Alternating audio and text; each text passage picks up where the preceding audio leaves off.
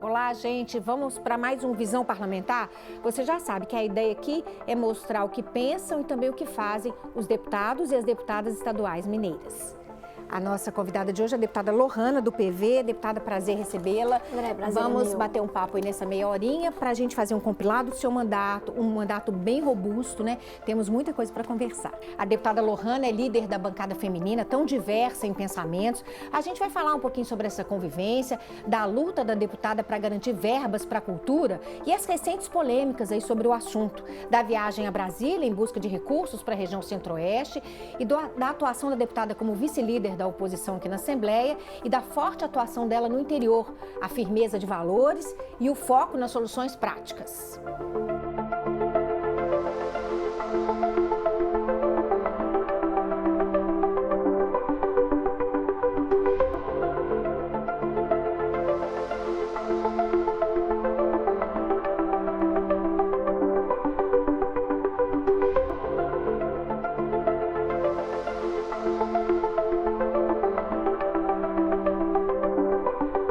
Então, deputada, bem-vinda mais uma vez. Então, a gente quer, com essa conversa, mostrar, né, o seu trabalho. Então, eu já começo aqui mostrando umas imagens do evento, né, especial em que você se tornou cidadã honorária de Minas Gerais, né? A reunião conduzida pelo presidente Tadeu Leite, a pedido da deputada Beatriz Cerqueira. Te emocionou? Ah, me emocionou demais.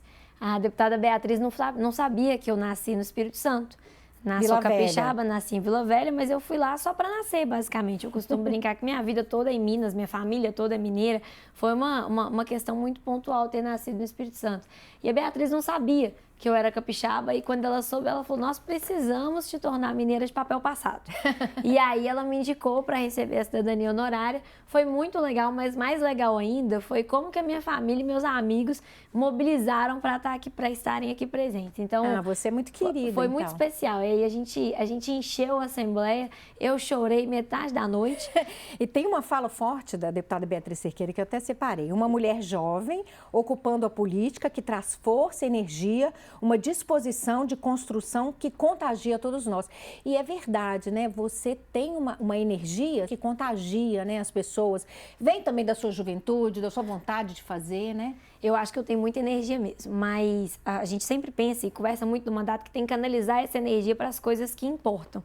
E aí no mandato a gente sempre tem que ficar desviando de coisas que são meio que tentativas da gente gastar nossa energia com coisas que não importam.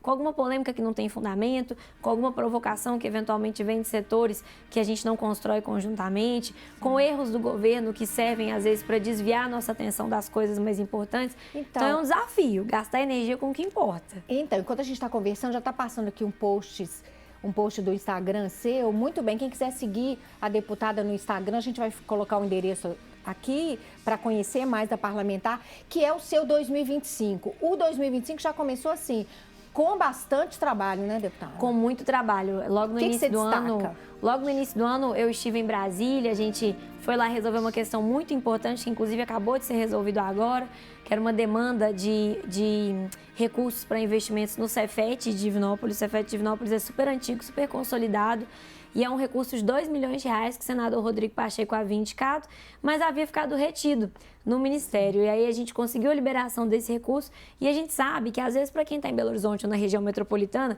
com opções tão diversas de lugares para estudar, não imagina o que a gente vive no interior. Aqui, ó, no seu site tem uma matéria, quem quiser também saber detalhes, ó, entre os compromissos que a senhora teve em Brasília foi Ministério da Saúde, Senado Federal, Ministério das Relações Institucionais, o destaque é essa questão do Cefet, né? É impressionante, porque no interior, eventualmente quem tá na capital, na região metropolitana, não entende quais são as demandas que a gente tem. Mas quando a gente está falando do Centro-Oeste, por exemplo, nós temos poucos lugares para estudar gratuitamente, para ter acesso a uma formação de qualidade, seja técnica, seja superior, seja de pós-graduação, como mestrado, doutorado.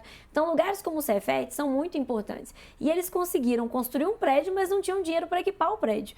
Esses R$2 milhões que a gente conseguiu liberar com o senador Rodrigo Pacheco, e deu muito trabalho, precisou de muita articulação, inclusive no Ministério, a gente conseguiu liberar para ocupar esse prédio e garantir que as aulas vão ser melhores, os seus alunos vão ter acesso a equipamentos mais modernos e que estão mais próximos com o que eles vão encontrar no mercado de trabalho depois. Então, foi um ano que já aconteceu tanta coisa nesse primeiro semestre e agora a gente no segundo, que a gente olha para trás e fala assim, realmente trabalhamos muito até aqui, mas tem muito para trabalhar ainda. Tem muito para trabalhar. E deixa eu te perguntar uma coisa, você já está se familiarizando com Brasília?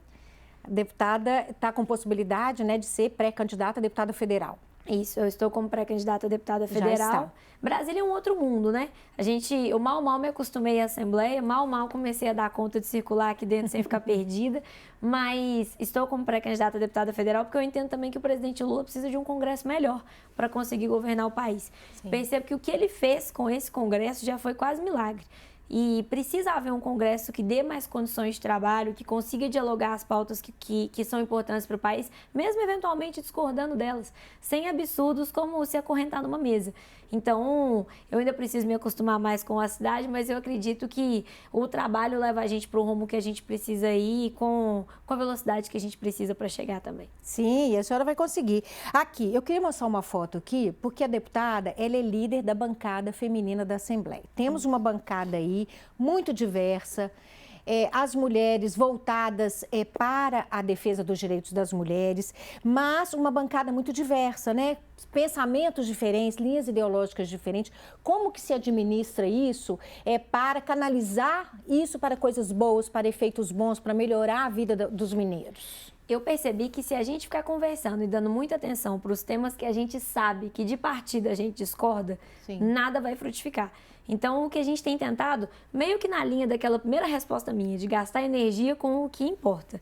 O que a gente tem tentado é construir e conversar dentro dos assuntos que fazem sentido e que nos unem. Então, acho que é importante colocar, por exemplo, as emendas que a bancada feminina conseguiu aprovar conjuntamente com a assinatura de todas as parlamentares na votação do orçamento que a gente fez no final Sim. do ano passado. E agora também na votação da LDO. Então, a gente conseguiu colocar emendas, por exemplo, que prevêem a separação de recursos do Estado para ampliação de vagas para mulheres vítimas de violência em casas-abrigo, que é uma política pública que hoje o Estado não faz praticamente. Mas o Estado precisa se comprometer e colocar recursos para isso. Ampliar o recurso de monitoramento eletrônico com tornozeleira para homens condenados por violência doméstica. Então, a gente teve muitos avanços que tiveram assinatura de todas as deputadas e que só foram possíveis porque a gente decidiu trabalhar nas pautas em que a gente concorda.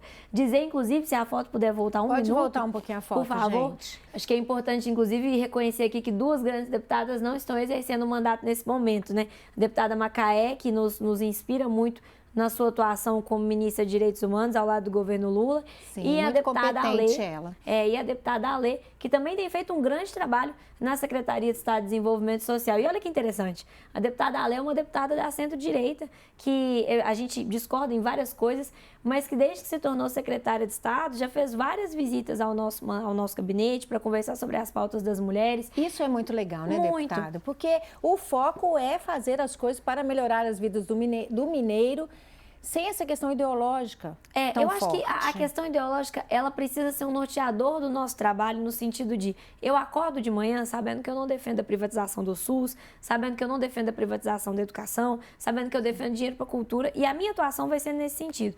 Mas no meio do caminho, eu tenho várias esquinas em que eu me encontro com outros colegas parlamentares e a gente pode construir junto. A lei, por exemplo, resolveu um grande problema, 2 grandes problemas. Eu sei que um eu posso citar, que outra colega deputada já disse isso publicamente, que é o projeto de lei da deputada Ana Paula Siqueira, que veio para ser uma grande solução para o Estado, que criava o banco de empregos para mulheres vítimas de violência e que o Estado nunca tinha estruturado adequadamente. A deputada Alê estruturou como secretária de Estado. E, além disso, a execução das nossas emendas na SEDESE, que eram muito ruins e muito lentas. E a deputada Alê também tratou isso de outra forma e as emendas estão sendo executadas com mais velocidade. Então, atendendo o mineiro, melhor. Perfeito. Dentro dessa linha, deputada, de projetos e pautas de defesa da mulher, a senhora tem 2 de destaque, mas se quiser falar mais outras, fique à vontade. A gente tem a lei da semana voltada à maternidade atípica, que é uma semana em que se coloca energia, em que se coloca foco em políticas públicas das necessidades dessas mães especiais, que têm crianças especiais e que precisam de rede de apoio, que é tão importante para que a vida dessa mulher melhore. E também a questão do aleitamento materno, a gente pegou um post aí do seu Instagram que cria a política de promoção ao aleitamento materno e da alimentação complementar e saudável. Tudo dentro dessa linha mesmo de melhorar a vida das mulheres. Pois é, eu entendo que em relação à maternidade atípica, por exemplo, todas as luzes e todos os holofotes estão voltados para a criança, especialmente quando a criança é uma criança com deficiência ou com alguma neurodivergência. A gente fala muito dos direitos, das necessidades, das demandas dessas crianças e é importantíssimo falar. Só que eu acho que a gente não pode esquecer que tem uma mulher ali do lado, tem uma mãe ali do lado. E com frequência, a gente sabe que a maternidade tem vários desafios, mas a maternidade atípica traz camadas extras de desafios. E com frequência essas mulheres vivem isso sozinhas, porque é muito comum que os genitores abandonem essas mulheres e deixem elas com as obrigações. Não aguenta o tranco. As obrigações e responsabilidades ficam só para elas. E aí, quando eles pagam uma pensão de um valor irrisório, é para dar graças a Deus, porque vários deles nem isso fazem. E essas mulheres têm que, com frequência, parar de trabalhar, com frequência, elas abrem mão de todos os aspectos da própria vida para se dedicarem às terapias e a tudo mais que essas crianças demandam e exigem para o seu desenvolvimento. Sim. Então, da mesma forma que o Outubro Rosa serviu para que a gente começasse a falar sobre o combate ao câncer de mama e ajudar as mulheres Coloca luz, né, no assunto. Ajudou as mulheres a marcarem a mamografia todo ano, ultrassom de mamas todo ano a partir de quando é necessário. A Semana Estadual da Maternidade Atípica também, em maio, vem com essa perspectiva de fazer com que a gente lembre que por trás da criança neurodivergente, com TEA, por exemplo, a gente tem uma mãe ali que precisa de atenção. E a política de promoção de aleitamento materno, que eu fiquei muito feliz. A foto. Fiquei muito feliz que a Assembleia repercutiu. É uma lei super importante. Vou trazer só um detalhe da lei que eu acho que vale a pena a gente colocar. Ele prevê a criação de salas de amamentação dentro das empresas. Sim. E possibilita descontos de impostos, ou seja, isenções fiscais para empresas que assim fizerem. Esse é um estado que dá 25 bilhões de isenções fiscais, 1 bilhão só para o principal doador de campanhas do governador do estado. Então, eu acredito que essa é uma pauta que merece, efetivamente, ter uma isenção fiscal para ser implementada. Porque hoje, André, a mulher que retorna à licença maternidade, ela tira o leite, porque a conta não fecha, né? Ela retorna com 4 meses, mas a amamentação é exclusiva até os 6.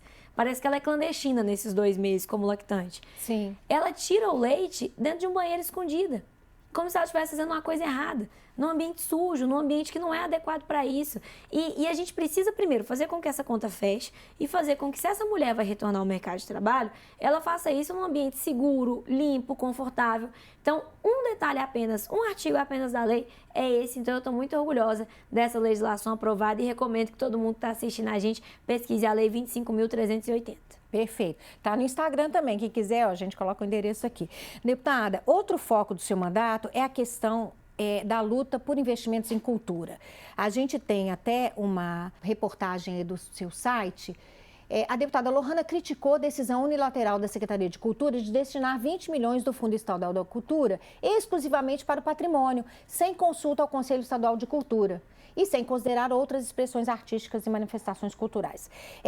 Se você quiser começar a falar primeiro do fundo e depois daquela polêmica em relação ao cancelamento de editais, aí você fica à vontade. Acho que primeiro é muito importante que todo mundo que está assistindo a gente, ainda mais num programa que tem essa função quase pedagógica, como é o Visão Parlamentar, explicar para quem está assistindo o que é o Fundo Estadual de Cultura. Sim. Porque às vezes a pessoa pode falar assim, nossa, mas eu tenho um amigo que está esperando uma cirurgia de joelho e essa deputada está defendendo mais dinheiro para a cultura. Não, a gente está falando do Fundo Estadual de Cultura de um dinheiro que já existe.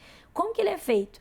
Hoje, quando um artista aprova, por exemplo, ele consegue um financiamento de uma grande empresa, vamos supor, a Gerdau, para um grupo de teatro. Ele já tem que, obrigatoriamente, transferir um percentual do valor que ele conquista para o Fundo Estadual de Cultura. Sim. Então, por exemplo, nesse caso fictício, esse grupo de teatro aprovou um financiamento de R$100 mil. Ele vai ter que colocar 10, 15 ou 20 mil reais no Fundo Estadual de Cultura.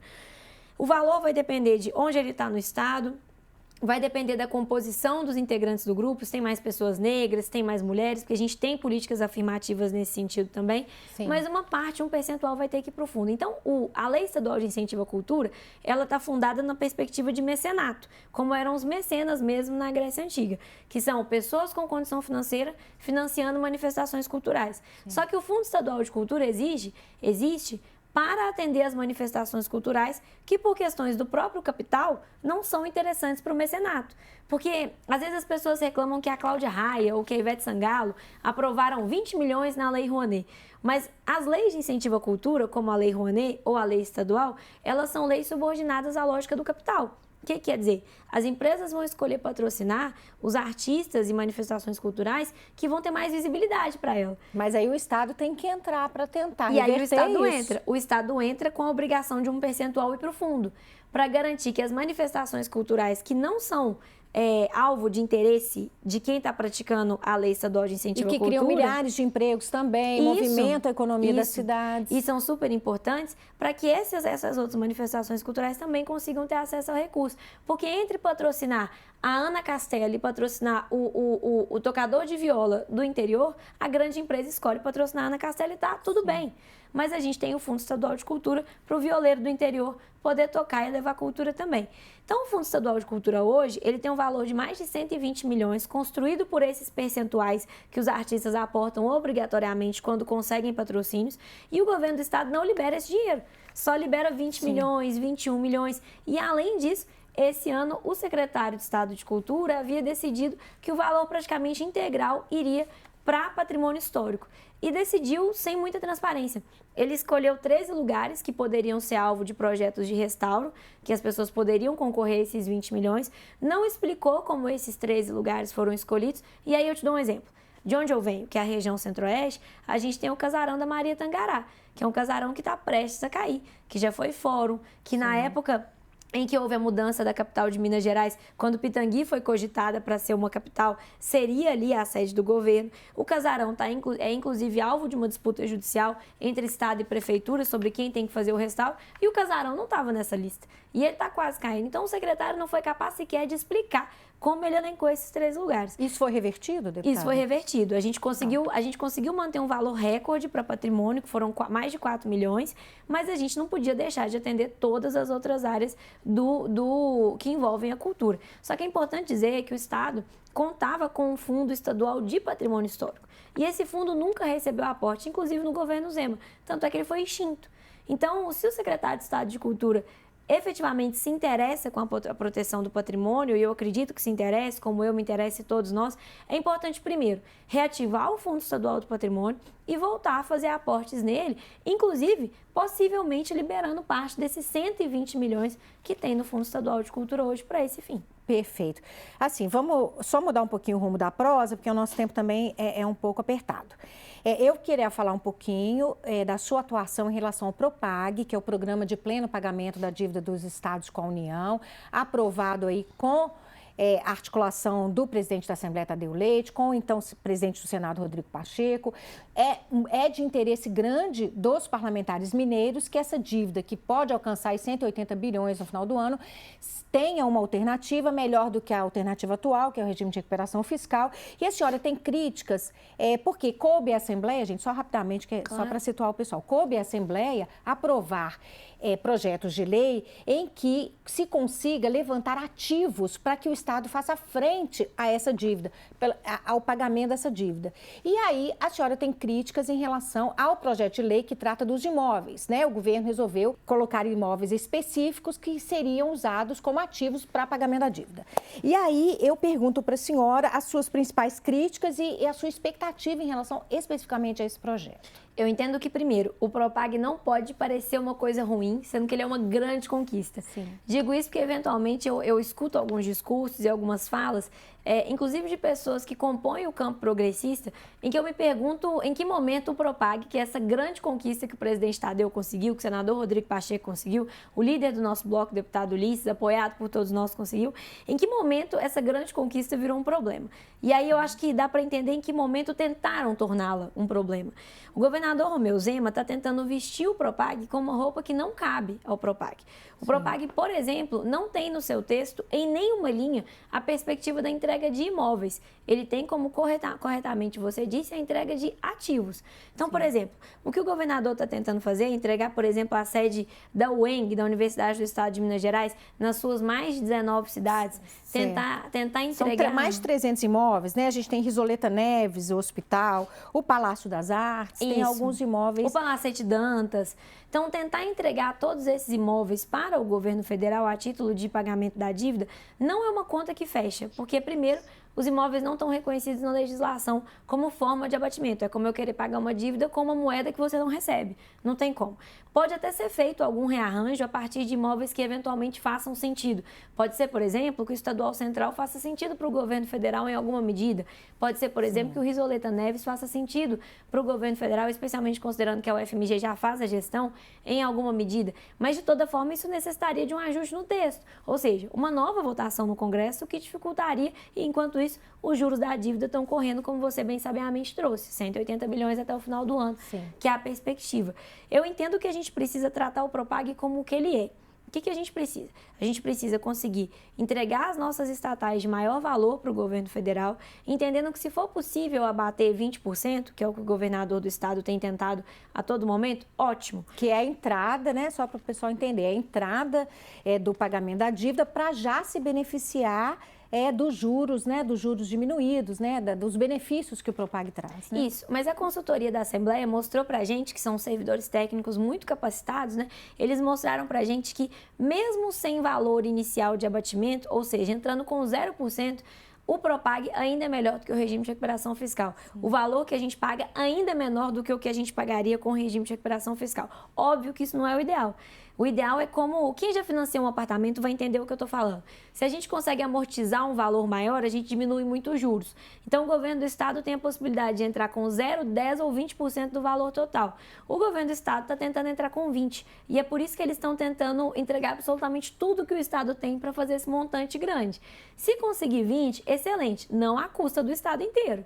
Mas se não conseguir 20 e conseguir 10, a gente já tem um benefício do ponto de vista fiscal muito importante e muito interessante. Quem já financiou apartamento sabe disso. Se a gente conseguir dar uma entrada muito grande, vai ser ótimo para diminuir os nossos juros. Tanto é que a própria oposição, a deputada é vice-líder da oposição, a própria oposição se articulou, inclusive, para aprovar a federalização da Codenge, da Codemig responsável pela extração do nióbio em Araxá, para que esse valor consiga se chegar a esse valor aí de 20%, ou que seja, para o Estado conseguir abater, né? A oposição tem ajudado o governo a todo momento. Inclusive, eu penso que o governador deveria ser mais gentil quando se refere a cada deputado da oposição, porque a gente tem ajudado muito o governo. Para começar, André, fomos nós que construímos esse caminho.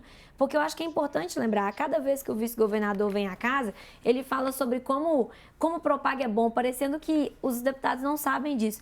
O governo é que precisou ser convencido que o regime de recuperação fiscal não era o melhor caminho e que a gente precisava construir um caminho alternativo. Se a política não for capaz de construir e pensar um novo mundo, construir e pensar novas formas da gente pagar uma dívida sem penalizar tanto um povo como é o povo de Minas Gerais, para que serve a política, então? Fomos nós que fizemos esse processo. Então, eu entendo que a Assembleia tem ajudado muito, a oposição tem ajudado muito, mas não dá para a gente votar coisas que não tem nada a ver com o Propag, mas atendem sim a interesses do governo do estado, para simplesmente no final do dia o governador dizer que está fazendo a sua parte. Não está. Sim.